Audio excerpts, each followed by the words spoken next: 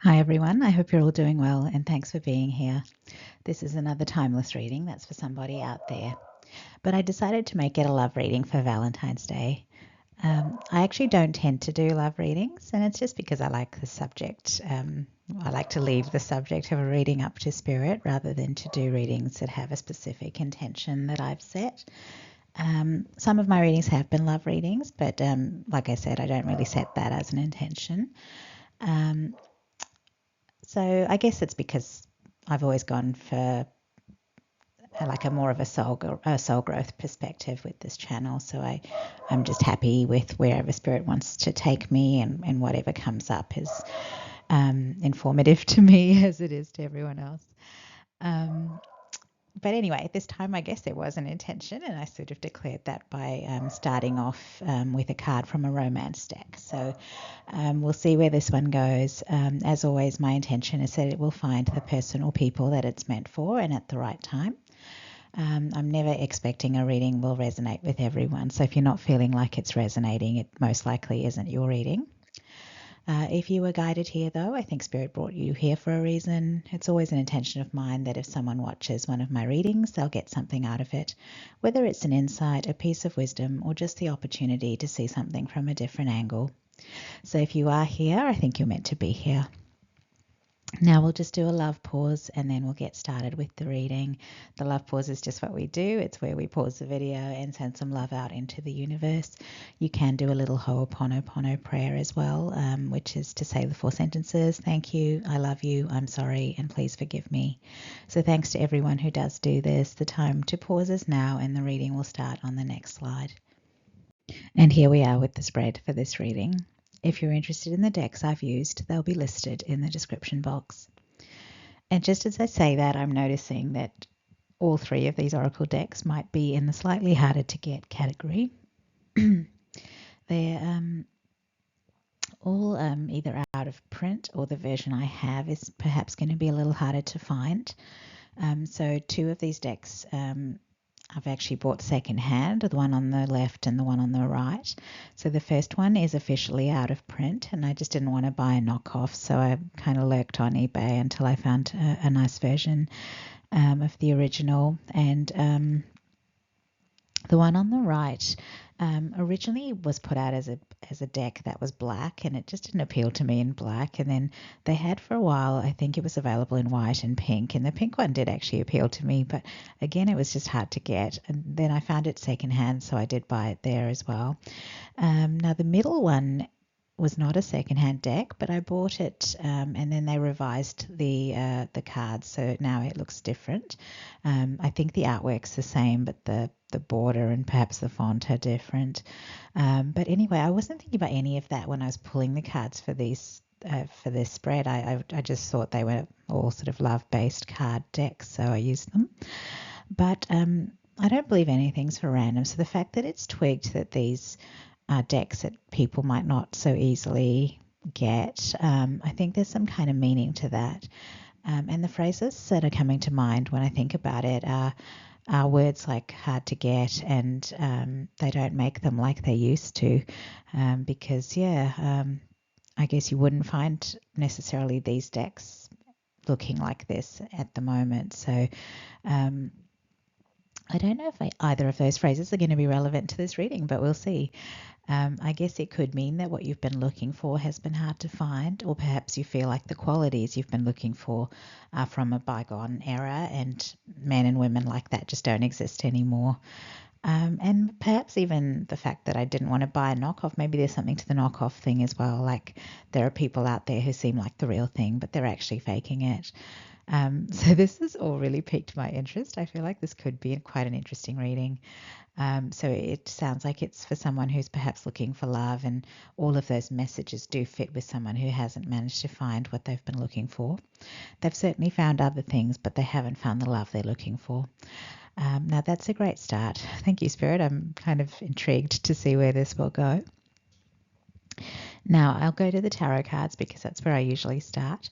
We have the Emperor at the bottom of the deck. Now that's divine masculine energy, and I do tend to see the divine masculine as the elevated masculine that most women are looking for. He's smart, he's strong, he's independent, he has good values, he's secure in himself, he cares about others. And it's so interesting that we're being shown a lion, because it makes me think of Mufasa in The Lion King. And I don't know about you guys, but he's my Disney crush. And it's because he's very much embodying those elevated divine masculine traits.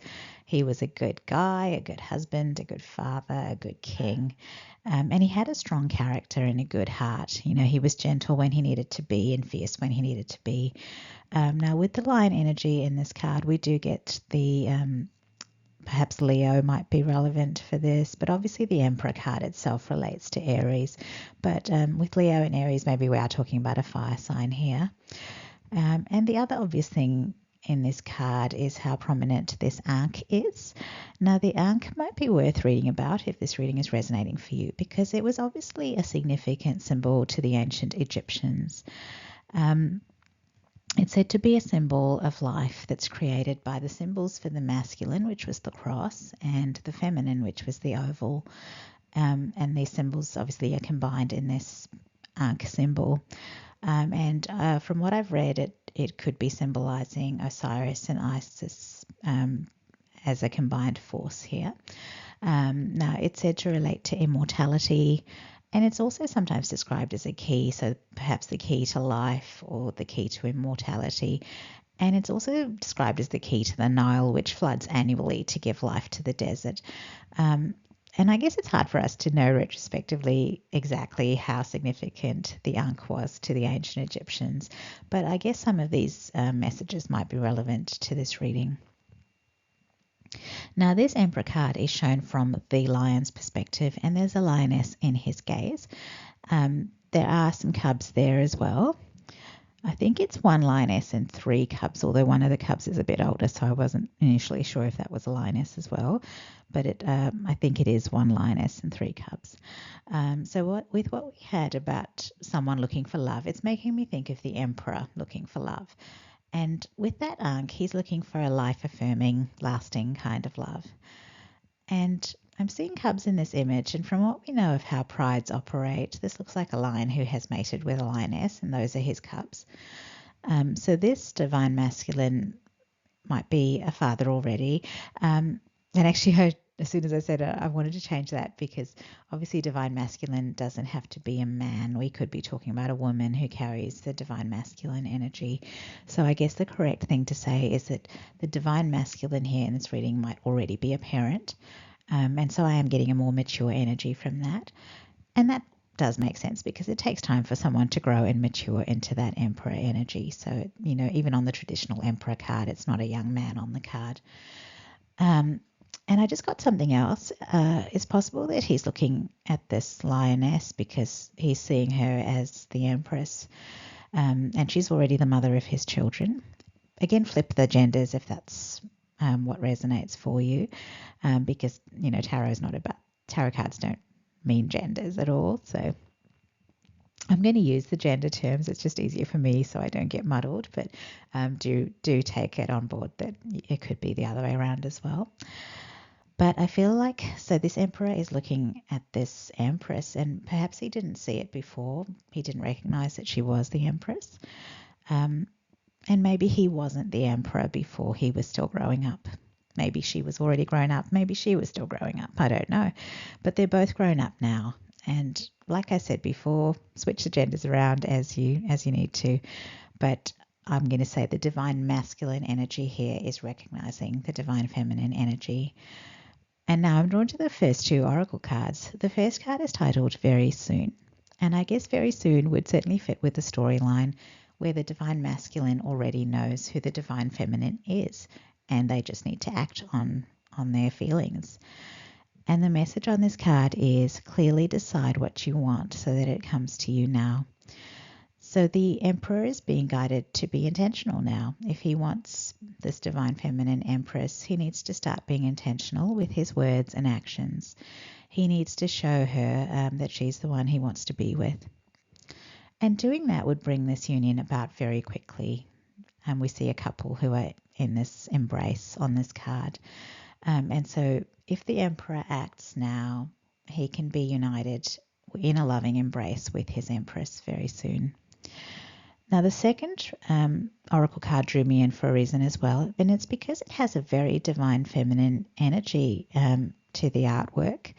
We see this beautiful, lush, abundant, nature-filled scene. That's exactly the sort of scene the Empress would create and nurture. And we see her there naked in this waterfall. She's content, she's radiant, she's confident in herself, and she's confident in this environment that she's created. And I can actually imagine that if the Emperor was to stumble upon this scene and see all of this beauty, he'd be blown away by it all. Now, the things that are standing out to me are the two birds who are flying together as a couple, but the swan in the foreground is actually alone. So the swan is mature and graceful, but it isn't with its partner yet. And obviously, we tend to see a pair of swans as a symbol of love and a commitment. So it seems like this divine feminine has been waiting for the divine masculine to show up. He's been looking for her, and she's been waiting for him. But it's clear from the vibrancy of this image that she hasn't been sad or lonely or desperately searching for him. She's been creating beauty, bringing things to life and tending to things and helping them grow. And based on the storyline, she has children, so that's probably where a lot of her attention has gone, into loving and nurturing those children. And again, please ignore the gender pronouns I'm using in this reading. It's just easier for me to talk about the imagery by using the pronouns that relate to the image. Now, having said all that, we do have a storyline here where the Emperor and Empress already shared children, so that's making me think they're not a couple anymore, and that's why the Emperor needs to act if he wants to change that. The tarot card in the past position is the Three of Wands, and that's actually a positive card. That's about expansion and progress and new experiences in life. So if we are talking about a divine masculine and divine feminine who are currently not together, they've individually been making a lot of progress. And that fits with growth because, as I said earlier, they've had to grow into these ascended energies that they're in now. So I'm thinking they've both been focused on what they want to grow in their life, and these might be very different things, but they've been taking the steps, they've been exploring the opportunities, and they've made progress. And that's actually a lovely energy to have in the past position. I'm going to say that this card is saying to me that they really weren't in Emperor and Empress energies before. They were just, ordinary people. And the Three of Wands is saying that they were both finding themselves in the past. So I'm actually thinking about how, this is often how life is, isn't it? We do tend to become parents when we're younger, perhaps in our 20s and 30s. And that's really before we truly work out who we are and emotionally mature. So that kind of stuff, the maturation of us humans probably doesn't happen till we're in our 40s or later. And that probably is why relationships often break down while children are still young, because people just aren't mature enough to handle the pressures of family life and stay balanced as individuals as well. And people do grow into who they are, and for some couples, that can mean they fall out of alignment with each other. I do sense that this is a couple who has children together, but it doesn't look like they stayed together as a couple. They've been apart, and in that time apart, they've grown into the Emperor and Empress energies. And the Emperor has now figured out that his former partner is the Empress, and he's falling in love again. So there was a period for both of them where they were single, and maybe that's where those messages came in that we were getting earlier when we first started the reading. While they were apart, perhaps they tried to connect with other people, and they came to the conclusion that it's hard to find people who are real, and it's hard to find love that is real. And that message of they don't make them like they used to was perhaps alluding to an appreciation that their former partner had a lot of wonderful qualities that the newer romantic connections were just lacking. So they have both discovered that the grass isn't greener out there. And they both realise now that they took each other for granted and they took love for granted. They both had assumed that they would find love again with new people, and that has turned out to be difficult. And through this process, they've seen that their former partner was actually a very good person. They were honest, they were kind, they were caring, they were considerate, they were loyal, and they were responsible, and so on. And it might be because they lacked maturity when they were younger, but they were perhaps just focused on romance and passion. And then they were going through a difficult time with young children and they felt themselves drifting apart. And it seemed like the passion was gone and the romance was dead and that they didn't know each other anymore and they weren't close anymore. And so the separation came. But since then, they've grown and they've had these discoveries about the world out there and the people out there. And I just got the lyric, a good heart these days is hard to find.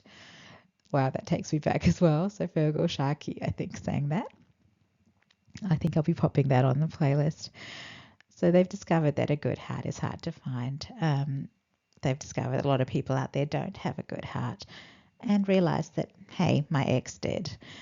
And they've obviously still been connected because of the children they share. So they still were seeing each other because of childcare arrangements and seeing each other at sort of kids' activities, school things, and so on. And so I guess they've reached a point where they're seeing their ex as a single person and realizing that their ex is a much more attractive prospect than all the other single people they've met.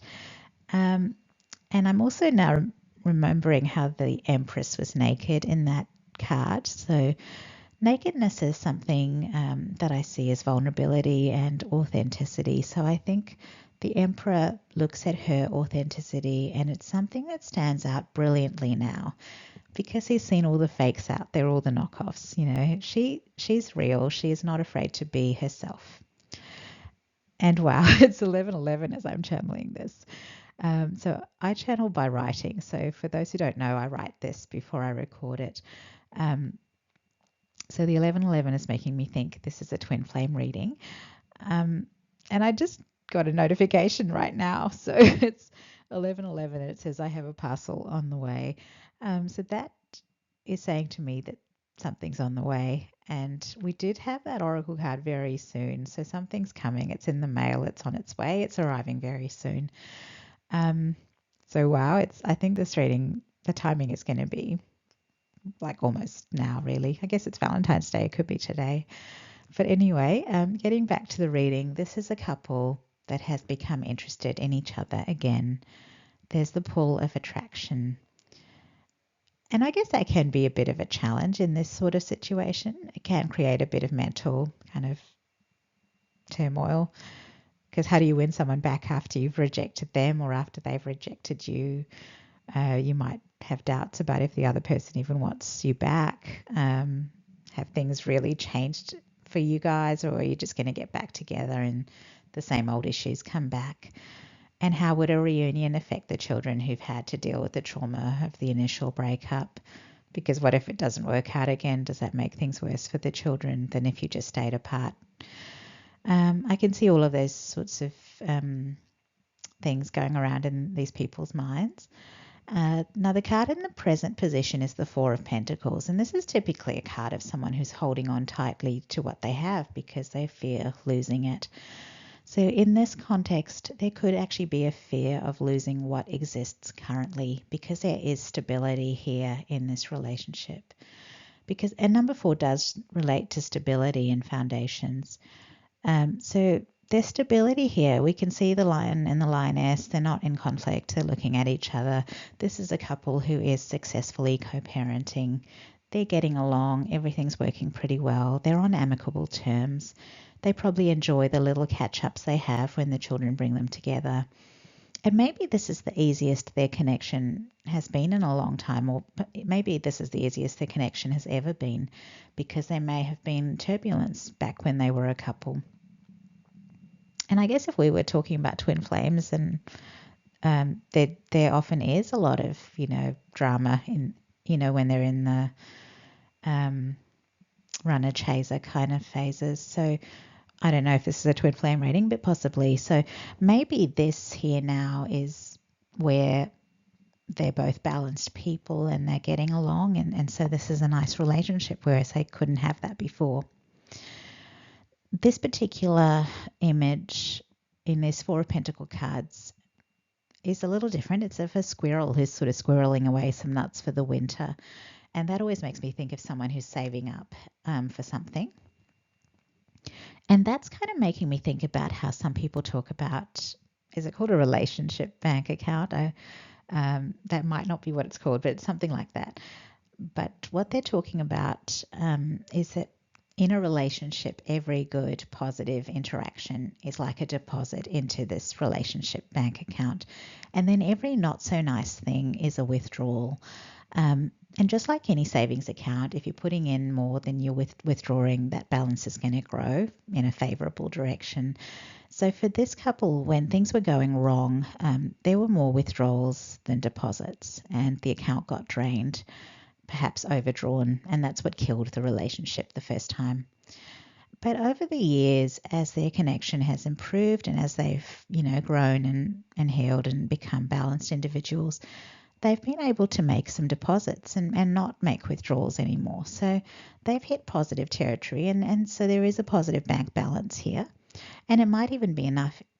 It might even be that there's enough in there for it to start earning some interest now, like it's a solid balance. So I'm getting that here and now they like each other, and there's this amicable foundation, the stable, solid foundation, and the deposits are perhaps becoming more frequent. So they might be talking to each other more. Maybe they create reasons and opportunities to talk to each other more. Maybe they do nice things for each other. So this could be like, if one person's got the children, they make sure the homework is all done before the other person picks the children up. Or maybe if one person shows up to pick the children up after dinner, it's become normal now for them to have dinner with the family before they take the children. Maybe they've been helping each other out in other ways. So if someone's car's being serviced, the other person takes the kids to school, or if someone's sick, the other person will come and take the kids, even if it's not their turn to have the kids. Maybe they've even been buying each other presents for birthdays and Christmas. So these are the little gestures that have been happening, I'm thinking. And that's making me think of love languages. Maybe even if they haven't come out and said the words, I love you, out loud, all of these positive exchanges are starting to do the talking there. So I think they're both seeing and feeling the love coming from their ex. And it's becoming quite apparent to both parties. And I just got the word climax. And yeah, I guess it does look like that in more way than one, more than one way, sorry. Because the card in the future position is the Ace of Wands. So the climax of the scenario is coming because the love is building. And with the card in the future being the Ace of Wands, that's a passionate future. So I'm thinking things are going to get steamy when this happens. And based on what we've got with that very soon and the parcel being on the way, it's going to happen very soon. So I feel like the romance and passion that this couple thought was dead has gone, dead and gone. It's kind of burst back to life because of their individual growth and the little interactions they've had with each other, which have been really loving. All right, one more card to get to. We have Heart with a Key is the name of the card, and we have the image of a heart-shaped lock that's been unlocked with a key that also has sort of a heart-shaped end to it. So this is a couple that has unlocked each other's heart. We did have the Ankh earlier being described as a key to life and a key to immortality, and it was made of divine masculine and divine feminine energies. So this is saying the energetic union that happened between the divine masculine and divine feminine energies is what has created this key, and it has brought them together physically. The key phrases on this card, the key phrases on this card are welcoming love, meeting the one, open your heart, getting together, and perfect. And that's a perfect way to finish the reading, I think. So let's go, hey? I am so impressed, though. I asked Spirit for a love reading, and Spirit definitely delivered a love reading. So that was the parcel being delivered, a love reading. Okay, so that's it for this reading. And that's it. This is our last slide. Thanks for watching. If you are subscribed, thank you for subscribing. If you are liking my videos, please consider subscribing as well. As I've mentioned, the decks are listed in the description box. It may not be possible today, but when I can, I do add the Amazon links next to the decks. And if you purchase a deck through those Amazon links, I could earn a small commission for your deck purchase. The link should take you to the most appropriate Amazon site for your location, and really it makes no difference to you. You just would go through the process of buying the deck as you normally would. I think that's all I need to say. So happy Valentine's Day. I hope you do have a nice time with the people you love. And I'll see you all in a future video, I hope. Take care, everyone. Bye.